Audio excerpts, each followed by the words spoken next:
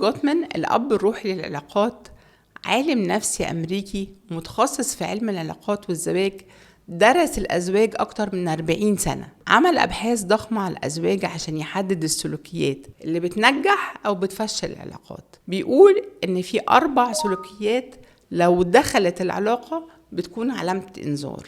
أول سلوك الانتقاد، لما تهاجمي الشخص نفسه مش تصرفه، زي إنك تقولي أنت عمرك ما فكرت فيا، بدل كده اتكلمي عن شعورك، قولي أنا اتضايقت لما نسيتني. تاني سلوك التريقة، لما تتريقي على الطرف التاني زي طبعا انت بقى العبقري اللي عمره ما بيغلط. ممكن نعبر عن اللي مضايقنا بس باحترام. تالت سلوك الدفاعية، لما بقى دايما ببرر نفسي بدل ما اسمع الطرف التاني واحول اللوم عليه. الاعتراف البسيط بيفتح باب للحوار بدل الجدال. رابع سلوك الانسحاب، لما تبطل ترد وتختار السكوت بدل الكلام. ده مش معناه هدوء، ده بعد. بدل ما تنسحب اهدى وارجع اتكلم.